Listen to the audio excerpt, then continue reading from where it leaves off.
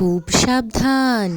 এই রান্নাটা যদি বানাতে চাও তো একটু বেশি পরিমাণেই বানিও বাপু, কারণ এই জিনিস যে খায় না সেও কিন্তু প্রেমে পড়ে যাবে। হ্যাঁ হ্যাঁ, আমি বটবটি ভর্তার কথা বলছি। সত্যি কদিন ধরে সোশ্যাল মিডিয়ায় খুব দেখছিলাম বটবটি ভর্তা। না না, আমি কিন্তু নিজের মতন করেই ট্রাই করেছি। প্রথম বটবটি আর টমেটোটাকে ভালোভাবে সেদ্ধ করে নিয়েছি সামান্য একটু নুন দিয়ে। এরপর মিক্সার জারে বটবটি, সেদ্ধ টমেটো আর কাঁচা পাকা লঙ্কা আর বেশ কয়েকটা রসুন আর নুন দিয়ে ভালোভাবে পেস্ট করে নিয়েছি।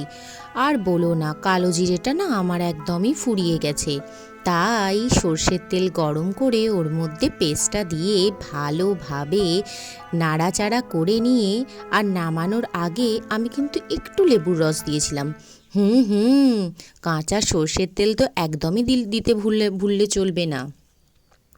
রেডি হয়ে গেছে আমার বটবটি ভর্তার, গরম ভাতে অসাধারণ লেগেছে খেতে।